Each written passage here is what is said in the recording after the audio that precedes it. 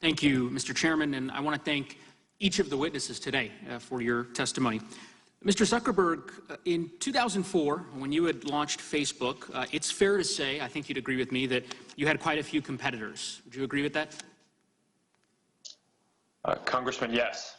MySpace, Friendster, Google's Orkut, Mixi, Cyworld, Yahoo 360, AOL's Bebo, they were all competitors? Congressman, those were some of the competitors at the time, and it's only gotten a lot more competitive since. Well, let's talk about that, because by 2012, Mr. Zuckerberg, none of those companies that I just identified existed. You're certainly aware of that. They were all basically gone.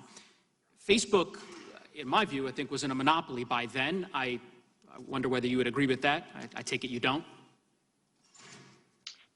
Congressman, that's correct. I don't. We face a lot of competitors in every part of what we do, from connecting with friends privately, to connecting with people in communities, to connecting with all your friends at once, to connecting with all kinds of user-generated content. I mean, I would bet that you or most people here have multiple apps for each of those on your phones. Well, Mr. Zuckerberg, why don't we dig into this a bit further? So you and I clearly disagree about that. In 2012, I'm looking at a document that was produced by Facebook in response to the subcommittee's investigation. It's a presentation prepared for Sheryl Sandberg to deliver to the board of directors of a major telecommunications firm, boasting that, quote, Facebook is now 95% of all social media in the United States. The title of the slide is even, quote, the industry consolidates as it matures. So as I look at that graph, I certainly think most folks would concede that Facebook was a monopoly as early as 2012. But nonetheless, I understand that we disagree on that point. Would you agree with me that Facebook, its strategy since that time, to essentially protect what I describe as a monopoly, but obviously what you would describe as market power, that Facebook has been engaged in purchasing competition, in some cases replicating competition, and in some cases eliminating your competition? Would that be a fair statement? Congressman, the space of people connecting with other people is a very large space, and I would agree that there were different approaches that we took to addressing different parts of that space, but it's all in service of building the best services. And I appreciate that, Mr. Zuckerberg. I appreciate the latter point. It sounds like you are conceding that at least some of those strategies were what I identified, and so I want to talk a little bit about that. In 2014, here's an email. It's from Facebook's current chief financial officer, described the company's acquisition strategy as, quote, a land grab, and saying that we are going to spend 5 to 10% of our market cap every couple of years to shore up our position. And my sense of the facts is that is in fact what has occurred. Facebook, as you conceded earlier that Instagram was a competitor of Facebook's. You acquired Instagram in 2012. Instagram is now the 6th largest social media platform in the world. Is that right? Congressman, I'm not sure what rank it is, but it's certainly grown beyond our wildest I can represent to you that the statistics demonstrate that empirical data shows it's the 6th largest. In 2014, Facebook bought its competitor WhatsApp. Is that correct?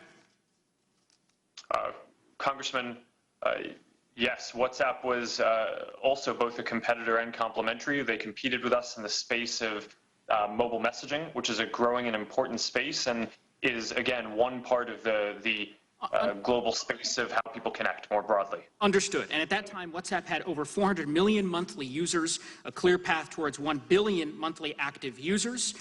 And WhatsApp is now the 2nd largest social media platform in the world, with 2 billion users worldwide, more than Facebook Messenger. And of course, your company owns WhatsApp.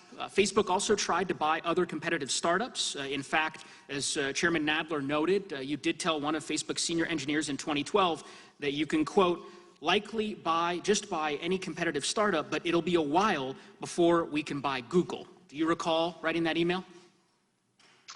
Congressman, I don't specifically, but it sounds like a joke.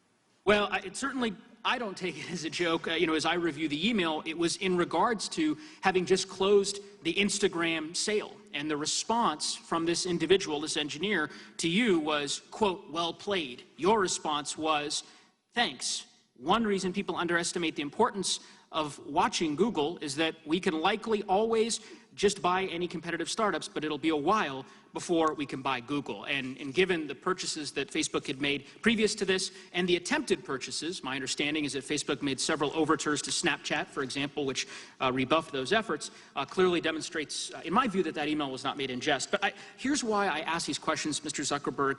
It strikes me that over the course of the last several years, Facebook has used its market power to either purchase or replicate the competition. And Facebook Messenger, WhatsApp, Instagram are the most now downloaded apps of the last decade. Your company, sir, owns them all. And we have a word for that. That word is monopoly.